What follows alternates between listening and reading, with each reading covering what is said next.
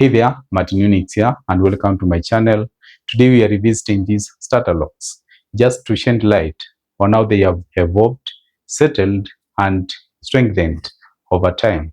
This tutorial will basically give you a know-how on what progress to expect whenever you start your starter locks journey and how to maintain the locks for that healthy progress. So welcome guys, like my comment and share to your friends. So this is the current state of the starter locks. As you can see, the locks are still bouncy, soft, and full of movement, with the tips holding on really well. This texture is completely normal at this stage, and it's a good sign that the locks are maturing naturally while maintaining flexibility. So this is exactly what we expect before the next maintenance. Here I am lifting each strand individually to show the overall condition of the locks. Even with the visible flyaways, the strands are still healthy and well formed, which is expected at this stage. The hair is beginning to settle and hold its structure. Now later in the video, I will show you how these loose hairs are properly managed during maintenance.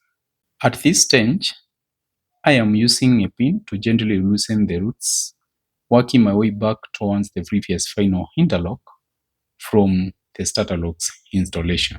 Over time, that and a bit of lint tend to settle around the area, especially when shampoo isn't done as frequent as advised. By loosening the roots first, it allows the shampoo to penetrate properly and lift out any draft residue. This step also helps relieve any uneven matting or bumpiness caused by debris at the roots, leaving a cleaner and more even foundation before we move on with the maintenance. If you're new here, kindly consider subscribing to my YouTube channel, like my comment, and share to your friends. You can also reach out for bookings via details provided in the description. I begin the shampooing stage using a gentle finger kneading motion to properly cleanse the scalp. This technique helps lift dirt and build up without disturbing the lock structure. As I work through the scalp, I also guide the lather along the lock strands to ensure an even thorough cleanse. Ideally, use the cushions of your fingers when finger kneading. This is the safest and most effective part to work with. Using the finger cushions helps protect the roots and prevents unnecessary stress on the strands. When nail tips or nail plates are used instead, they can easily catch and break the hair at the roots. At this point, I give the client a gentle scalp massage, allowing her to fully relax as the cleansing process continues. This not only improves comfort, but also helps you stimulate the scalp and release any remaining buildups. I then rinse thoroughly, paying close attention to the hidden areas like the nape area, where residue often hides. A proper rinse is just as important as shampooing, ensuring the locks are left clean, light, and refreshed. For those who want to join my virtual classes for in-depth tutorials and one-on-one tuition, reach out via details provided in the description. Once the rinse is complete, I gently towel dry the locks, removing excess water without disturbing the roots. I then roll up the locks neatly as we move to the workstation, preparing the hair for the next stage of maintenance while keeping everything clean, controlled, and protected. Now here is a close look at the starter locks after the wash. The strands are sparkling clean, strongly holding on and maintaining their structure beautifully. This clean foundation is exactly what we want before maintenance, as it allows for a better control, precision, and healthier progression as the locks continue to mature. If you're new here, kindly consider subscribing to my YouTube channel, like my comment, and share to your friends. I start by re-establishing the original pattern to ensure the locks maintain their intended pattern. As I work, I gently intertwine the loose hidden growths, preparing the hair for the interlocking process. This step helps keep the sections neat, maintains the lock shape, and sets a strong foundation for healthy growth. As I start the interlocking, I noticed that the previous pattern went up and down. This time, I will be working from left to right while keeping a consistent cylindrical tension on each strand and maintaining a clockwise rotation. You will notice that I am using the four-way interlocking method for this time round, unlike what we did during the Starterlock section. Now, you might be wondering, when is it best to switch from the three-way interlocking method to the four-way interlocking? We will explore that on this maintenance, so stay tuned and watch how this technique unfolds. At this stage, I am managing the flyaway strands by carefully interlocking them along the main locks. This technique helps control frizz and keeps the strands aligned as they mature. To control a seamless and compact finish, I follow up with gentle foam rolling, which smooths the hair, maintains the cylindrical shape, and encourages uniform tightening. As I move on to the next strand, I believe it's mature enough to emphasize on the reasons behind switching techniques. As you can remember, we began the Starterlocks with the three-way interlocking, and now we have switched the maintenance to four-way interlocking. This demonstrates how techniques can be blended to meet the hair's needs at different stages. Each method has its benefits. The three-way interlocking gives a strong initial structure, while the four-way provides an all-rounded interlock that firmly holds flyaways along the strands.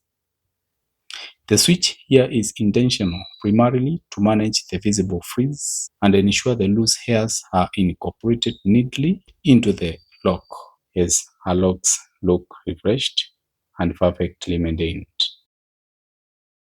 Other factors that might lead to the change of technique include hair density, texture, scalp sensitivity, and the overall condition of the locks. Once a method is switched for a specific reason, it's important not to revert back to the previous technique. This is a mature decision meant to address a condition effectively, preventing the problem from recurring. Here is the outcome after working this section. You can see how the strands now display a flawless, well-blended appearance, with the flyaways neatly incorporated and the locks maintaining a smooth, uniform structure. This demonstrates how adjusting techniques thoughtfully can create a clean and more controlled finish while the locks continue to mature beautifully. Moving on to the upper middle section, the new growth here isn't yet long enough to fully accommodate the four-way interlocking method. Now, what do we do? In cases like this, it's important to adjust your approach. I maintain the clockwise rotation, but use a 3-point turn instead, which allows me to secure the strands neatly without putting stress on the roots. This also answers the question, what if the growth isn't sufficient for four-way interlocking? Now I switch the technique for managing frizz to crocheting. This time I am using the dual rotational method, which involves tilting the strand gently back and forth while keeping the hook facing upwards. I work carefully along the entire length of each lock, ensuring that loose hairs are securely integrated without disrupting the strand's structure. Once the fringe is tamed, I follow up with a foam rolling to refine the shape and give a polished, seamless finish. For bookings, layers with the details provided in the description. Don't forget to like, comment, share, and subscribe for more updates. I move on to the next strand, which follows a similar pattern as the previous one, maintaining the 3-point turn to manage the growth effectively. Join my virtual classes to learn gentle step-by-step techniques for maintaining and styling Starterlocks right from the comfort of your home. Details in the description. For this strand, I switch the crocheting technique to the vertical tilt method. This involves alternating the hook up and down while gently tilting the strand, picking up flyaways, and firmly reintegrating them back into the lock. Once the loose hairs are secured along the entire length, I finish with a gentle firm roll, giving the strand a smooth, compact, and uniform appearance that blends seamlessly with the rest of the locks. Now I repump moisture into the locks to keep them hydrated and supple. I then apply a careful blended oil which nourishes the hair and soothes the scalp.